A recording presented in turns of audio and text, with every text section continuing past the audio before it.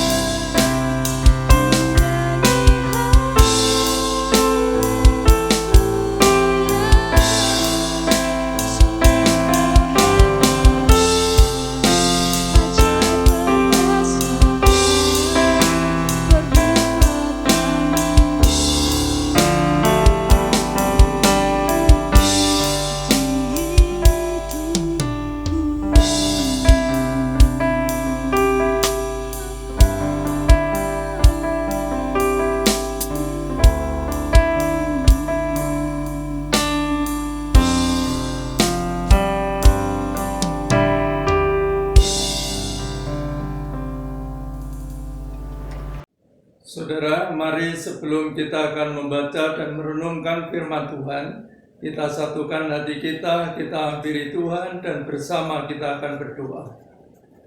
Bapa kami yang bersemayam di dalam kerajaan surga, Bapa yang kami sembah di dalam nama Tuhan kami Yesus Kristus, bersama-sama dengan jemaat-Mu pagi hari ini, kami datang menghampiri Engkau Tuhan. Kami mau bersyukur buat seluruh pemeliharaan Tuhan kepada kami dari hari ke hari sampai pada pagi hari ini. Dan pagi ini Tuhan, Kau telah membawa kami untuk bisa berhimpun bersama-sama dalam keluarga-keluarga di rumah kami masing-masing. Tuhan, sesaat lagi kami akan membaca dan merenungkan sebagian dari kebenaran firman-Mu. Kami sungguh memohon bahwa Tuhanlah yang akan memberikan nikmat kepada kami, supaya ketika kami membaca dan merenungkan, Roh Kudus bekerja dan membuat kami mengerti dan dimampukan untuk menyimpan dan melakukan firman-Mu itu di dalam kehidupan kami sehari-hari. Kuasai hati dan pikiran kami Tuhan, supaya kami dapat memusatkan seluruh konsentrasi kami untuk merenungkan firman Tuhan. Berkati kami semua jemaat-Mu ini, dan tolong hamba-Mu yang akan menyampaikannya. Kami bersyukur di dalam nama Tuhan Yesus Kristus kami berdoa. Amin. Selamat bertemu lagi saudara. Kita berada dalam satu kebaktian. Kita tahu Tuhan hadir di tengah-tengah kita dan akan berfirman, memberikan kekuatan kepada kita. Mari saudara, saya ingin membacakan sebuah ayat yang terambil dari Mazmur 22 ayatnya yang pertama. Mazmur 22 ayatnya yang pertama. Inilah Mazmur dari Daud. Dia berkata demikian. Allahku, Allahku, mengapa engkau meninggalkan aku? Aku berseru tetapi engkau tetap jauh dan tidak menolong aku. Saudara, pasti saudara sebagian dari kita mengenal seorang penulis dari Inggris yang bernama C.S. Lewis. Saudara, dia sastrawan Kristen yang betul-betul mendunia. Di dalam salah satu tulisannya, hasil karyanya yang berjudul The Chronicles of Narnia, itu menjadi satu karya yang gemilang saudara, yang disaksikan oleh orang-orang hampir di seluruh dunia ini. Tapi yang menarik adalah saudara, dia pernah mengajukan satu pertanyaan kepada Tuhan saudara. Pertanyaan yang sebetulnya sangat relevan bagi kita semua, apalagi dalam situasi yang kita hadapi belakangan ini. Apa yang dia tanya kepada Tuhan, saudara? Dia berkata begini, Tuhan, mengapa engkau lebih mudah ditemui saat hidup ini berjalan lancar? Tetapi begitu sulit aku ketemui ketika hidup ini, saudara, aku membutuhkan pertolonganmu. Kenapa Tuhan? Saudara yang dikasihi Tuhan, saya yakin ada banyak orang yang mengiyakan perkataan daripada C.S. Lewis ini. Ada kebenaran di dalamnya. Tuhan lebih mudah diketemui saudara saat hidup kita berjalan lancar. Tapi betapa sulitnya untuk menemui beliau ketika kita membutuhkannya. Dia menghilang entah kemana. Apalagi di dalam situasi COVID seperti ini saudara. Ada banyak anak Tuhan yang mengalami banyak persoalan. Baik persoalan kehidupan, baik persoalan penghasilan, kesehatan, macam-macam yang menekan jiwa banyak anak-anak Tuhan. Mereka menjerit, mereka berdoa, mereka meratap kepada Tuhan. Tetapi tidak ada respon daripada Tuhan. Tidak ada jawaban doa yang nyata yang mereka alami. Lalu di manakah Tuhan itu sebenarnya, saudara? Saudara-saudara, mungkin saja pertanyaan itu menjadi pertanyaan saudara. Saat belakangan ini. Karena memang itulah yang dihadapi oleh kebanyakan orang pada umumnya. Saudara, saya kenal seorang anak Tuhan. Ia dan istrinya merupakan pelayan-pelayan Tuhan yang mendedikasikan hidupnya sepenuhnya bagi kemuliaan Tuhan. Saudara, walaupun sepasang suami istri ini hanya karyawan biasa dan gajinya juga pas-pasan, saudara, tetapi mereka sungguh-sungguh hidup dengan pengucapan syukur dan melayani Tuhan sebagai WL di gereja mereka. Saudara, satu kali ada kabar berita bahwa perusahaan di mana sang suami bekerja, saudara, akan mengadakan pemberhentian sementara beberapa pegawai karena kasus COVID-19. Oh saudara, sang suami berdoa kepada Tuhan agar ia dihindari dari pemutusan pekerjaan ini. Tetapi apa kenyataannya saudara? Ketika pengumuman itu keluar, namanya tercantum di daftar orang yang harus dirumahkan. Saudara, terpukullah dia. Namun jauh lebih terpukul saudara, ketika dia pulang ternyata istrinya juga mendapat perlakuan yang sama di perusahaannya. Saudara-saudara, betapa menakutkannya jalan hidup mereka di depan. Sudah terbayang saudara, bulan depan mereka harus membayar kontrak rumah. Ada 13 kali cicilan motor yang harus mereka bayar. Masih 13 kali. Belum cicilan TV, belum biaya hidup, belum dukungan buat orang tua mereka. Oh saudara-saudara yang dikasih Tuhan, terbayanglah kesulitan-kesulitan yang akan mereka alami.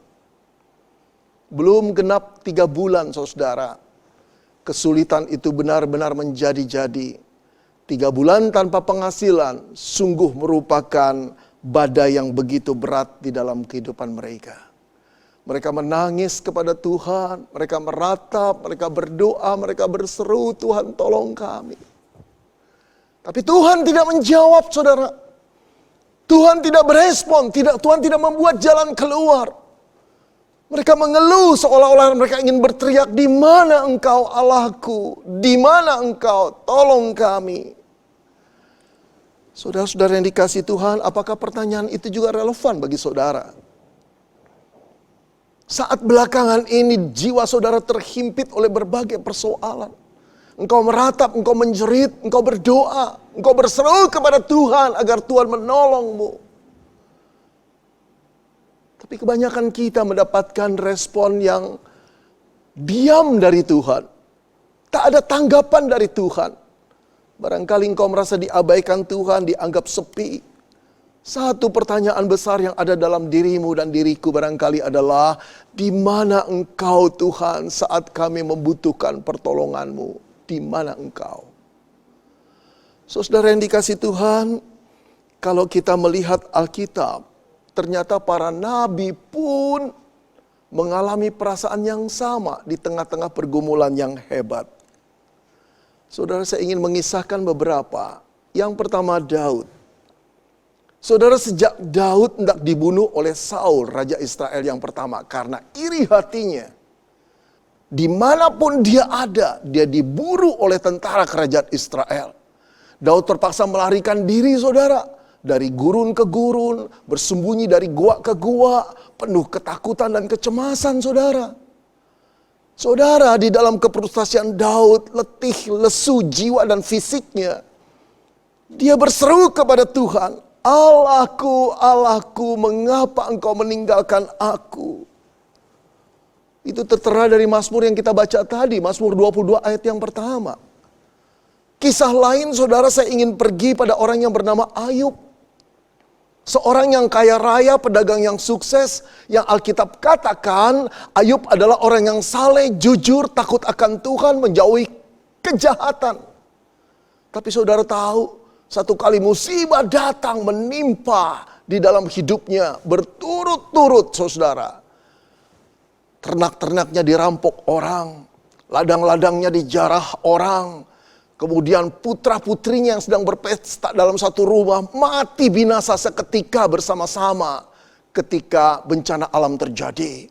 Lalu setelah dia pilotnya saudara, badannya penuh dengan borok dari ujung rambut sampai ujung kaki saudara.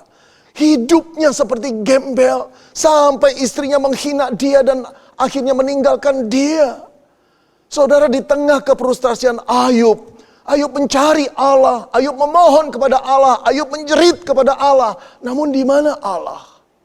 Saudara, dengarkanlah keluhan Ayub yang berkata, sesungguhnya kalau aku berjalan ke timur, ia tidak kudapati di sana.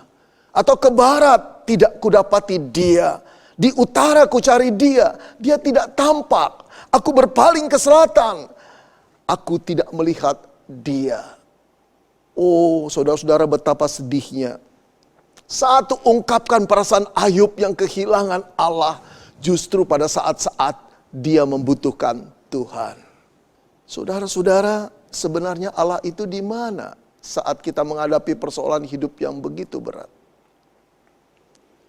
Apakah Allah masih peduli kepada kita yang disebut anak-anaknya? Mengapa pertolongannya tidak datang segera mungkin? Apakah dia puas melihat kita menderita, penuh kesakitan, keterancaman, kegelisahan? Sebenarnya Allah itu di mana? Saudara-saudara, mari kita menelusuri Alkitab lagi untuk melihat Allah itu ada di mana pada saat umatnya mengalami persoalan berat, menjerit dan berseru untuk memohon pertolongannya. Mari kita lihat Daud, saudara. Memang sepanjang hidup Daud, saudara, hampir diwarnai oleh banyak kesulitan-kesulitan hidup. Tapi saat Daud mengalami bahaya, apakah Allah diam? Apakah Allah meninggalkan Daud? Tidak sama sekali, saudara. Allah beserta dengan Daud. Pada waktu Daud menghadapi Goliat yang tinggi besar, Allah menyertainya. Pada waktu Daud dikejar-kejar oleh Saul di dalam keadaan yang begitu berbahaya dari gua ke gua, Allah menyertainya. Pada saat Daud, saudara, dikudeta, dikejar dan dibunuh oleh anaknya Absalom, Allah menyertainya. Tidak pernah dalam kehidupan Daud Allah absen menyertai Daud. Saudara, ingatkah saudara ketika bangsa Israel mau diancam untuk dipunahkan atau digenosid oleh seseorang yang membenci bangsa Israel? Dia mempengaruhi Raja Ahasweros. Siapa yang turun membela? Esther namanya. Permaisuri raja, dia keturunan Yahudi. Allah tidak nampak, bahkan di dalam kitabnya pun tidak disebut nama Allah. Tetapi bukan berarti Allah tidak hadir. Dia menggerakkan Esther untuk menjadi kepanjangan tangan menyelamatkan bangsa Israel dari kepunahan. Saudara, itu berarti bahwa Allah tidak pernah tinggal diam terhadap nasib umatnya. Walaupun dia tidak kelihatan, saudara, tapi dia menyertai umatnya. Saudara, penyertaan Allah dalam wujud yang tertinggi adalah turunnya Yesus Kristus menjadi manusia. Dia lahir sebagai manusia. Dia dibesarkan di tengah-tengah manusia. Dia bergaul dengan manusia. Di dalam dia bergaul dan berkomunikasi, dia melawat manusia. Saudara-saudara, dia mengasihi manusia. Tidak ada manusia yang tidak dikasihi. Dia menerima keberadaan manusia dengan segala kekurangan-kekurangannya. Dia mencintai. Dia juga mengajar manusia akan kebenaran. Bagaimana mereka harus hidup yang benar di hadapan Tuhan. Dan kasihnya yang terbesar, saudara-saudara, ditunjukkan ketika dia naik ke kayu salib mengorbankan jiwanya. Untuk apa, saudara? Dia mengorbankan jiwanya agar kita yang berdosa tidak dihukum Allah. Penyaliban Yesus di kayu salib merupakan penanggungan, substitusi, pergantian jiwa kita yang seharusnya mati dihukum oleh Tuhan karena dosa-dosa kita. Namun Kristus membayarnya. Saudara-saudara, saat dia ada di kayu salib, saat itu murid-muridnya meninggalkan dia. Saat itu pengikut-pengikutnya malah berbalik mencaci maki dia. Saat itu, saudara, justru Allah meninggalkan dia. Sehingga menjeritlah anak Allah itu, Allahku, Allahku, mengapa engkau meninggalkan aku? Saudara, dialah satu pribadi, satu-satunya pribadi yang sebetulnya tidak bisa ditinggalkan oleh Tuhan. Manusialah yang harusnya ditinggalkan oleh Tuhan karena manusia berbuat dosa, tapi dia tidak berbuat dosa, saudara. Tapi justru dia menjadi satu-satunya pribadi yang ditinggalkan Tuhan, tergantung di kayu salib secara mengerikan dan hina. Kenapa, saudara? Agar engkau dan saya tidak ditinggalkan Tuhan. Karena hukuman kita telah ditanggungnya. Dia yang tidak mengenal dosa dijadikan dosa olehnya, agar kita terbebas dari hukuman dosa. Saudara-saudara, itu bukti penyertaan Allah. Sampai Allah Bapa rela untuk terpisah dari anaknya. agar kita terus disertai oleh Tuhan. Saudara yang dikasihi Tuhan, ketika kita mengalami kesulitan, ketika doa-doa kita tidak terjawab, ketika nampaknya Allah tidak berespon dengan ratapan dan seruan kita, itu bukan berarti Dia tidak menyertai kita. Saudara, walaupun kita tidak bisa melihat hadirat Tuhan, tapi bukan berarti Tuhan tidak hadir. Tuhan tetap hadir dalam kehidupan umatnya, saudara-saudara. Oh saudara, mari. Ketika kita punya HP kehabisan pulsa, kita on, kita lihat sudah tidak bisa connect dengan wifi internet kita. Lalu kita mulai klik icon wifi. Di sana banyak tulisan-tulisan saudara wifi orang lain. Barangkali ada yang namanya metafor. Ada juga signal wifi yang namanya separuh jiwaku. Ada lagi belahan cintaku. Macam-macam lah. Nah saudara, percayakah saudara bahwa di balik signal itu ada power? Di balik signal itu ada pribadi yang memilikinya. Nggak kelihatan, tapi ketika pribadi itu mengizinkan saudara dan saya masuk ke wifi-nya, kita mendapat signal, HP kita hidup kembali. Ketika HP digerakkan oleh signal yang tidak nampak saudara, maka engkau dan saya bisa mencari informasi apa yang tidak kita tahu jadi tahu. Jalanan yang kita tidak tahu menjadi jelas dibimbing oleh HP kita, gadget kita. Kemudian kita juga bisa, saudara, untuk meminta tolong HP kita untuk memesan makanan, membayar, dan melihat rekening kita sisa berapa. Oh saudara-saudara, tidak nampak signal wifi itu secara nyata, tapi bukan berarti dia tidak hadir. Saudara, hal yang sama ketika kita berdoa menjerit kepada Allah, kita tidak merasa hadirat Allah. Tapi bukan perasaan kita sekarang yang harus kita andalkan.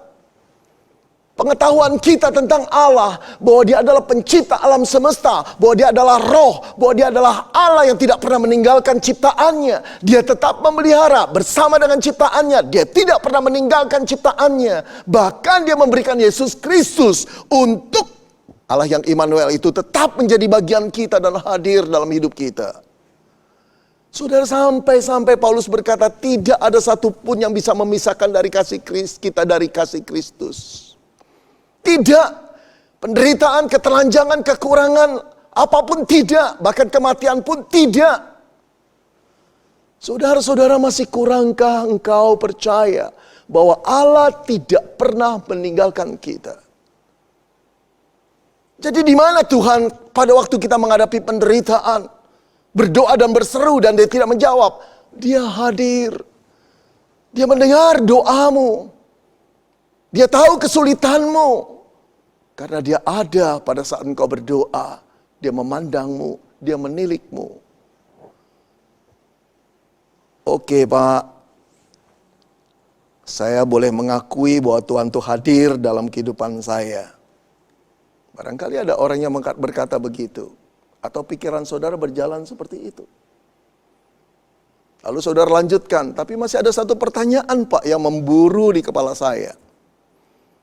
Kalau Tuhan hadir, mendengar doa dan melihat kesulitan saya, mengapa Dia tidak segera menolong Pak? Coba Bapak jawab pertanyaan itu. Kalau Tuhan hadir melihat kesulitan saya, mendengar doa saya, kenapa Dia tidak segera menolong? Kenapa Dia berlama-lama?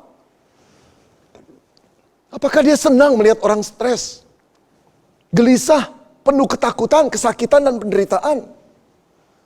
Saudara-saudara, apa yang menjadi pertanyaan saudara telah menjadi pertanyaan saya sekian lama.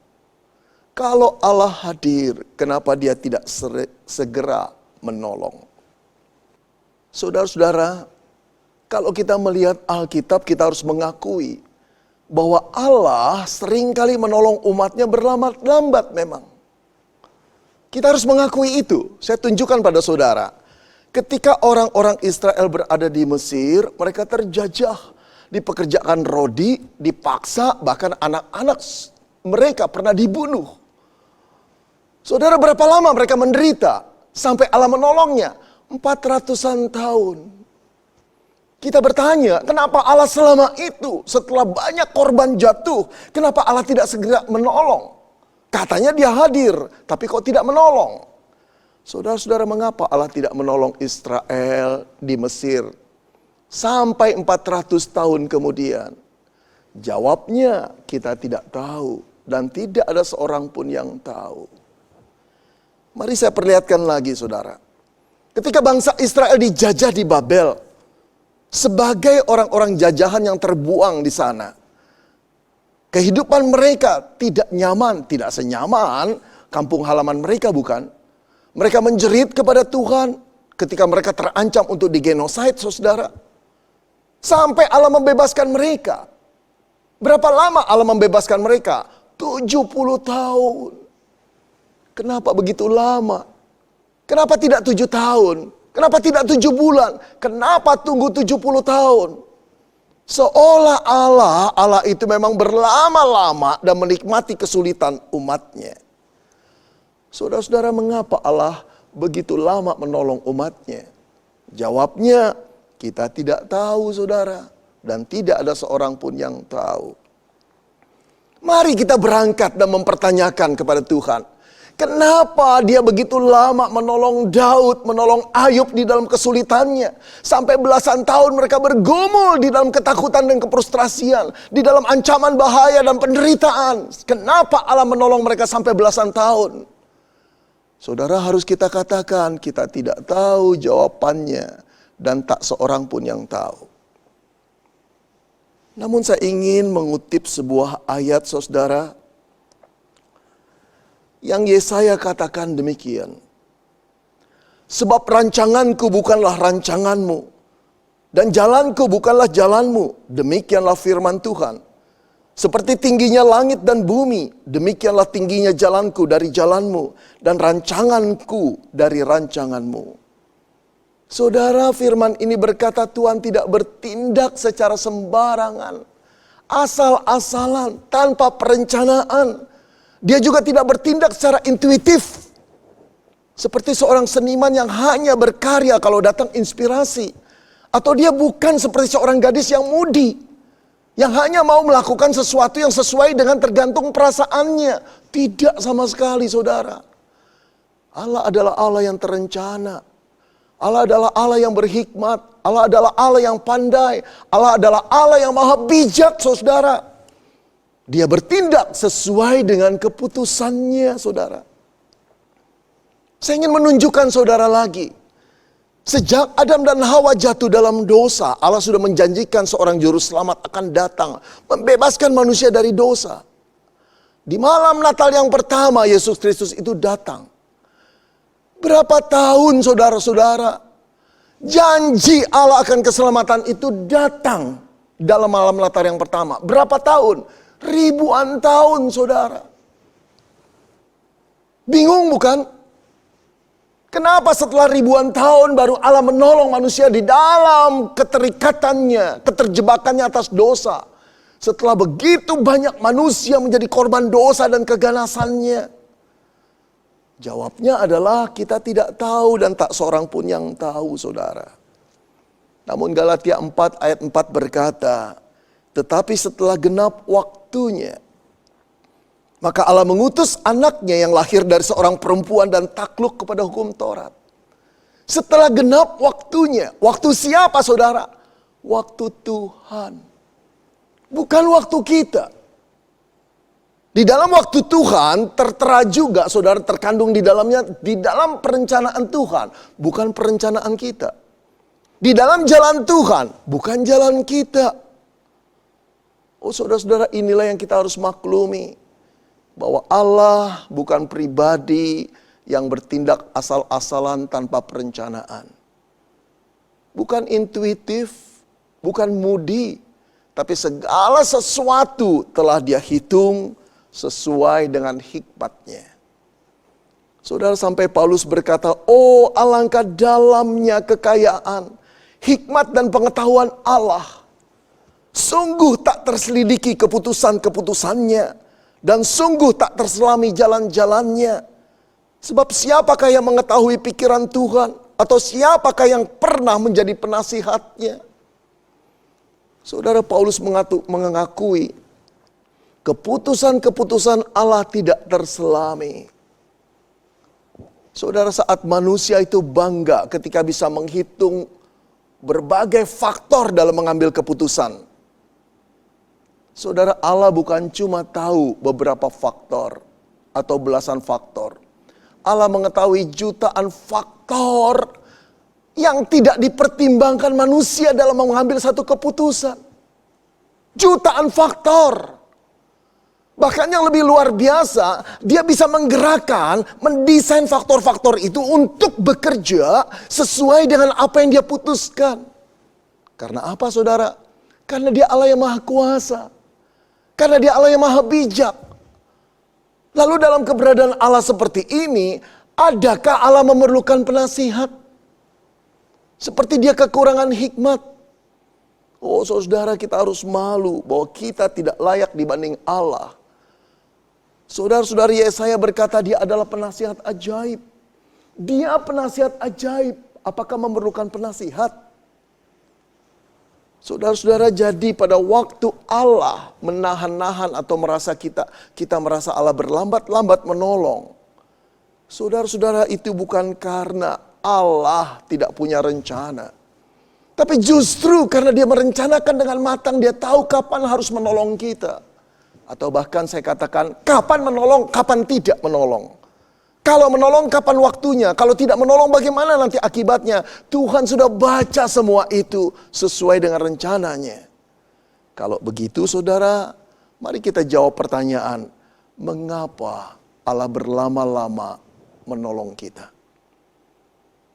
Mengapa Allah tega membiarkan kita menderita di dalam situasi-situasi yang menjepit seperti belakangan ini? Jawabnya adalah, itulah kedaulatan Tuhan. Itulah kedaulatan Tuhan, saudara.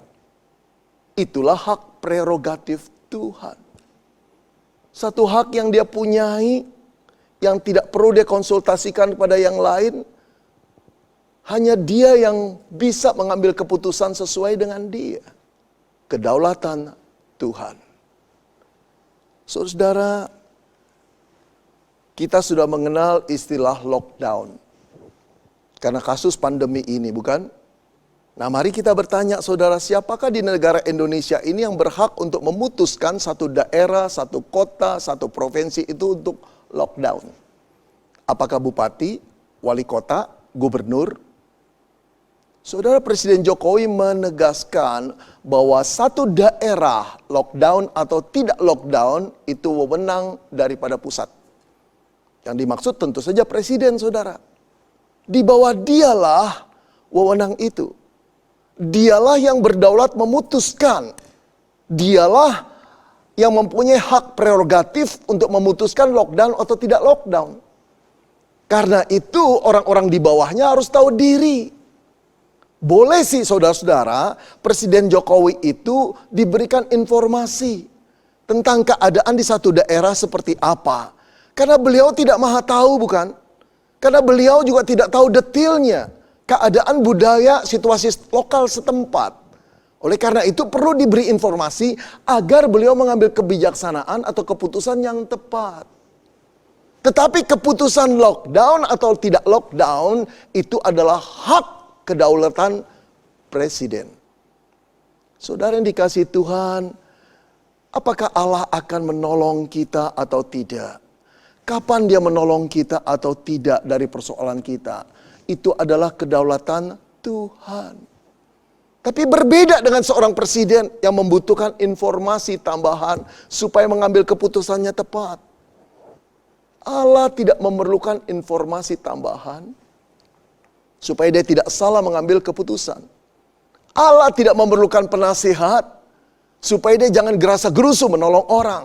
Kapan harus ditahan, kapan harus cepat, tidak perlu. Karena dia adalah Allah yang maha tahu, saudara.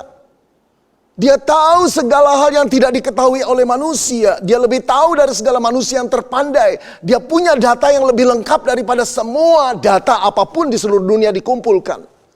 Karena dia pencipta alam semesta ini. Saudara-saudara, hargailah kedaulatan Tuhan. Kita boleh mengeluh. Kita boleh meratap. Kita boleh berseru, kita boleh berdoa, kita boleh menangis kepada Tuhan. Dan Tuhan tahu perasaan kita. Tapi akuilah dia bahwa dia berdaulat mengambil keputusannya atas diri kita. Saudara-saudara, sebelum COVID melanda Indonesia, barangkali saudara jarang dengar khotbah tentang kedaulatan Tuhan. Saudara, yang banyak saya dengar khotbah-khotbah di YouTube selalu berkisah tentang apa, saudara? Khotbah tentang berkat, kekayaan, kemakmuran, mujizat terjadi. Tanpa sadar, saudara, khotbah-khotbah seperti itu mendorong jemaat untuk meminta, mencari, menggedor pintu Tuhan agar mereka mendapatkan apa yang mereka inginkan. Saudara-saudara, beberapa pengkhotbah berkata, untuk mendapatkan lebih daripada Tuhan, bawalah persembahan lebih banyak lagi. Dengan demikian Allah yang tidak pernah berhutang akan melunaskan, bahkan menambahkan apa yang kamu beri. Saudara-saudara yang dikasihi Tuhan, tanpa sadar pula jemaat sedang diajarkan bagaimana cara menyetir Allah, memanipulir Allah, menggerakkan Allah. Apakah betul ajaran ini? Kalau gitu, itu bukan Allah yang berdaulat. Yang bisa dimanipulir, digerakkan, disetir oleh jemaat dengan pemberiannya, dengan doanya, dengan puasanya, dengan ritual agamanya. Saudara-saudara yang dikasihi Tuhan, setelah kasus COVID baru ternyata, saudara-saudara, bahwa pengajaran itu tidak benar sama sekali. Tidak ada persembahan, tidak ada pelayanan, tidak ada ibadah yang bisa memaksa Allah untuk menghilangkan COVID dalam dunia ini. Tidak ada. Tidak ada doa, tidak ada iman, tidak ada puasa, tidak ada penengkang-penengkingan untuk membuat COVID ini hilang dari muka bumi. Tidak ada minyak urapan, saudara, yang bisa mengusir COVID dan menangkal COVID dari tubuh anak-anak Tuhan orang Kristen. Tidak ada. Karena apa, saudara? Karena Allah tidak bisa dipaksa. Dia adalah Allah yang berdaulat. Bagian kita adalah let God be God. Biarkan Tuhan menjadi Tuhan. Biarkan Tuhan memutuskan apa yang kehendaknya, rancangannya. Bagian kita adalah mentaatinya, menghormatinya, tunduk kepadanya. Dan menunggu waktu Tuhan menjadi waktu kita. Saudara yang dikasihi Tuhan, ingatkah saudara pada kasus Sadrah, Mesah, Abednego, teman-teman Daniel? Ketika berada di Babel, di bawah kerajaan Babel, rajanya Nebukadnezar, yang menginginkan seluruh orang menyembah patung emasnya. Tapi Sadrah dan Mesah, Abednego mengatakan tidak. Mereka ditangkap. Mereka ditanya sekali lagi oleh raja, maukah engkau menyembah? Kalau menyembah kami lepaskan, kalau tidak menyembah kamu akan dibakar. Saudara, mereka berkata, kami tetap tidak akan menyembah patung Tuanku. Saudara, raja marah sekali, memerintahkan pegawai-pegawainya untuk memanaskan tungku perapian 7 kali lipat lebih besar dari semula. Menakutkan sekali. Tapi bagaimana reaksi Sadrah, Mesah, Abednego? Mereka malah berkata demikian. Jika Allah kami yang kami punya sanggup melepaskan kami, maka ia akan melepaskan kami dari perapian yang menyala-nyala itu. Dan dari dalam tanganmu ya Raja. Tetapi seandainya tidak, hendaklah Tuanku mengetahui ya Raja, bahwa kami tidak akan memuja dewa Tuanku. Dan tidak akan menyembah patung emas yang Tuanku dirikan itu. Oh saudara, inilah iman yang sejati. Iman yang tetap setia dalam keadaan apapun. Walaupun bukan cuma bahaya, kematian bisa tiba. Bagi orang percaya, apalagi kita yang telah diselamatkan di dalam Yesus, saudara. Kematian itu hanya pengantar kita bertemu dengan Yesus. Kematian itu tidak bisa dihindari. Tapi beruntunglah ketika kita mengalami kematian dengan iman di dalam Yesus. Karena dia telah mengganti hukuman dosa kita, bukan? Saudara-saudara yang dikasihi Tuhan, kematian bisa datang pada siapa saja. Dan satu kali kelak kita seorang demi seorang akan mendapat kematian itu. Tapi berbeda menghadapi kematian dengan iman dan menghadapi kematian dengan ketakutan. Ketika kematian itu datang dan kita tetap beriman. Kalau memang Allah mengizinkan mati, itu berarti kehendaknya. Allah memutuskan atas dasar kedaulatannya. Let God be God. Jangan marah kepada Tuhan karena kedaulatannya. Tapi kalau kedaulatannya memutuskan kita akan selamat, diancam seperti apapun, bahaya kematian berkali-kali pun menyerang kita, tetap saja kita akan hidup, bukan? Saudara-saudara, biarlah kita beriman kepada Tuhan. Sekarang mulai belajar tentang kedaulatan Tuhan. Akuilah Dia di dalam segala situasi. Boleh berdoa, boleh berseru, boleh berharap, tapi jangan paksa Tuhan. Jangan kau berpikir karena engkau beriman, karena engkau melayani Tuhan, karena engkau memberi persembahan, karena engkau berbakti kepada Tuhan, maka Tuhan akan mengabulkan doamu. Terserah Tuhan, suka-suka Tuhan, karena Dia Allahnya, bukan kita Allahnya Tuhan. Saudara-saudara, belajarlah untuk menghormati Tuhan, mengasihi Dia dalam segala keadaan. Apakah kita hanya mau menerima apa yang baik dari Tuhan, tapi ketika kita sulit kita marah kepada Tuhan? Saudara-saudara, saya ingin sekali mengisahkan kisah seorang anak Tuhan yang bernama Michael Robert Marampe.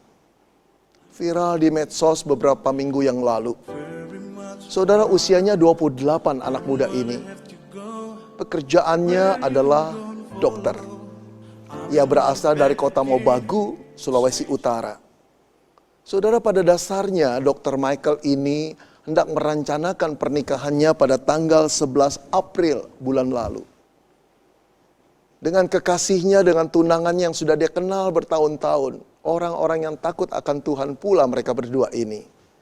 Saudara, tetapi karena tugas panggilannya, dia merawat orang-orang yang terpapar COVID. Mereka berunding dan menyatakan setuju untuk memundurkan atau menunda perkawinan mereka, saudara. Tetapi justru karena mereka menunda perkawinan mereka ini dan tetap melayani orang-orang COVID, Dr. Michael terkena COVID-19.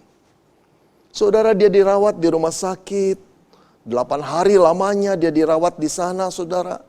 Lalu dia mengunggah videonya yang penuh dengan simpati. Kita lihat sebentar, saudara ya, video ini. Halo teman-teman semua, selamat pagi dan selamat beraktivitas. Saya Dr. Michael Robert Marampe.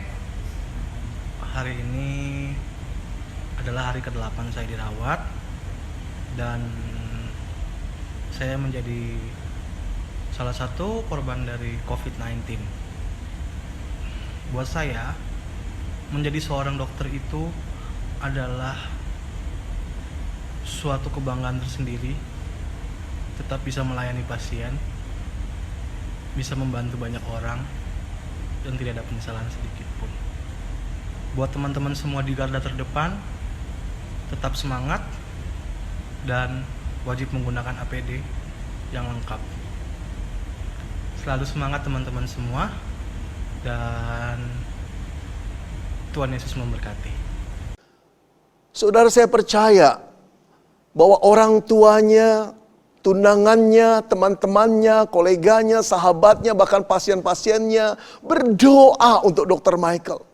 Satu dokter yang baik, yang simpati, yang merasa panggilan hidupnya dalam melayani orang-orang yang menderita. Ini tugas mulia daripada Tuhan. Dan dia orang beriman. Kalau teman-temannya, koleganya, tunangannya, orang tuanya berdoa kepada Tuhan, seharusnya Tuhan dengar, bukan? Satu doa yang benar-benar diharapkan dikabulkan oleh Tuhan. Tapi apa yang terjadi? Pada tanggal 26 April bulan lalu, saudara, Dr. Michael Marampe meninggal dunia. Oh, saudara-saudara, merataplah teman-temannya, merataplah dunia kedokteran, merataplah tunangannya, merataplah orang tuanya. Merataplah kita orang-orang Kristen. Dengan satu pertanyaan, mengapa Tuhan kau tidak tolong anakmu? Kurang apa dia?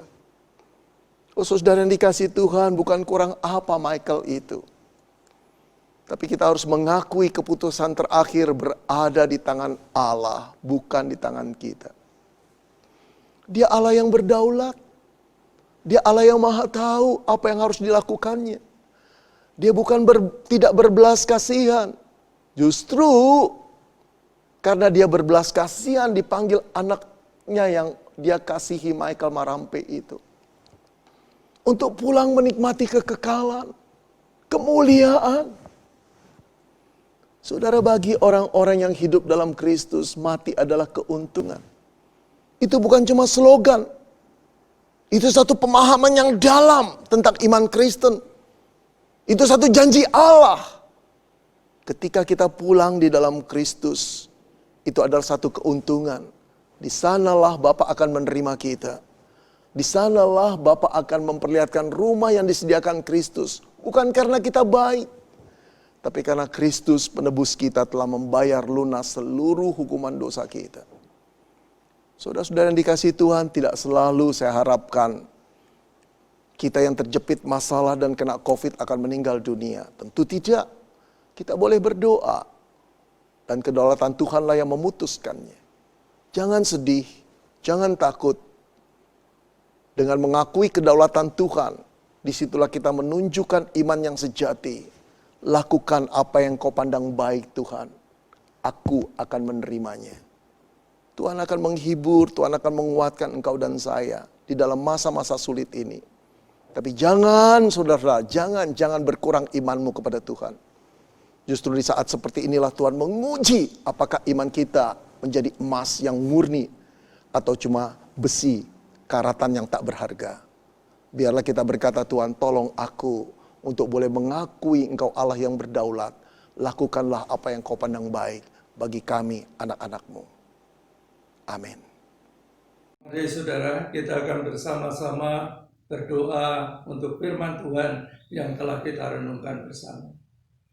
Tuhan Yesus, kami berterima kasih dan bersyukur karena dalam peringatan hari Pentakosta ini Engkau telah melawat kami dengan kebenaran firman-Mu. Tolonglah kami Tuhan, supaya sebagai orang-orang yang Tuhan sudah selamatkan, yang orang-orang yang sudah Tuhan kasihi selama ini, ajari kami untuk sungguh-sungguh mendengar firman-Mu, menyimpan dan melakukannya dengan setia, supaya kami membuktikan bahwa kami adalah orang-orang yang taat kepadamu dengan segenap hati kami. Kami tahu melalui kebenaran firman-Mu ketika kami taat, maka kami akan menjadi orang-orang percaya yang diberkati Tuhan, dan sekaligus menjadi orang percaya yang dipenuhi dengan kuasa Roh Kudus untuk membawa perubahan dalam hidup kami. Dan hidup kami akan Kau pakai untuk menjadi saksi-Mu, supaya orang lain juga Tuhan selamatkan. Terima kasih Tuhan Yesus Kristus, terima kasih. Allah Roh Kudus akan terus berkarya, membuat kami mengerti, memahami, menyimpan dan melakukan firman-Mu dengan setia di dalam kehidupan kami sehari-hari. Ya Tuhan, di kesempatan pagi hari ini kami juga berdoa, memohon Tuhan akan selalu melawat, melindungi, memelihara semua jemaat-jemaat-Mu ya Tuhan, supaya semua jemaat-Mu tetap hidup dalam pemeliharaan-Mu. Mereka akan menjadi orang-orang yang terus mengalami kasih Allah yang dinyatakan dalam kehidupan mereka. Diberkati dengan kesehatannya, kekuatannya, diberkati dengan damai sejahtera, diberkati usaha dan pekerjaannya, sehingga dalam setiap rumah tangga akan mengalami dan menikmati hidup dalam suasana damai sejahtera Tuhan. Anak-anak sekolah minggu juga kiranya Tuhan peliharakan dan Tuhan berkati. Para remaja dan kaum muda, juga para lansia terus ditolong dan dilindungi, disertai oleh Tuhan. supaya semua jemaat-jemaat-Mu ini tetap hidup dalam pemeliharaan-Mu ya Tuhan. Terima kasih Bapa, kalau mereka susah kiranya Tuhan dengan kuasa Roh Kudus akan memberi penghiburan. Yang sakit Tuhan juga akan jamah untuk disembuhkan. Yang sedang bergumul Tuhan memberikan jalan keluar, yang lemah kiranya diteguhkan dan dikuatkan. Terima kasih Bapa, di kesempatan ini kami juga mau berdoa, kiranya Tuhan akan memberkati kota kami malam ini, supaya kota ini terus ada dalam pemeliharaan-Mu. Sehingga kota ini akan tetap ada dalam lindungan-Mu, dan jajaran pemerintahan di kota ini akan terus ada dalam pertolongan Tuhan. Tuhan, berkatilah bangsa dan negara kami Indonesia, supaya bangsa ini diluputkan dari wabah virus corona, dan suasana damai sejahtera akan hadir di tengah-tengah bangsa kami Indonesia, dan hari makin hari semakin banyak orang yang Tuhan selamatkan. Berkati Presiden, Wakil Presiden, dan seluruh jajaran pemerintahan di pusat sampai ke daerah, agar semua bersehati dalam memimpin bangsa dan negara ini. Terima kasih Tuhan, kami bersyukur, berkati para dokter, perawat, mantri, bidan yang berada di garis depan dalam mengurusi para orang-orang yang terkena virus corona ini, supaya mereka semua yang bertugas ada dalam lindungan dan pemeliharaan Tuhan. Kami mengucap syukur Bapa, semua seru doa kami percayakan kepadamu di dalam nama Tuhan kami Yesus Kristus. Amin.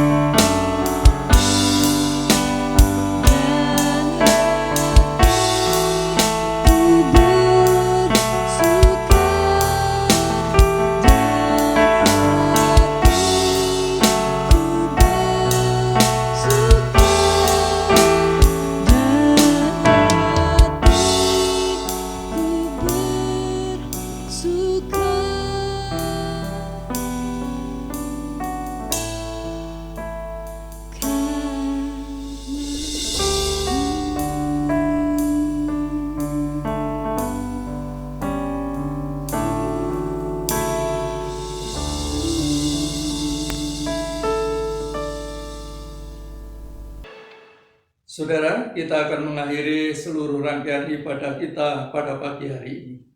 Mari bersama-sama kita mengakhiri ibadah ini dalam damai sejahtera, dan kini terimalah berkat Tuhan.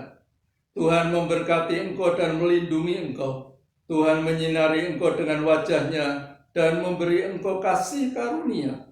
Tuhan menghadapkan wajah-Nya kepadamu dan memberi engkau damai sejahtera sekarang dan sampai selama-lamanya. Amin.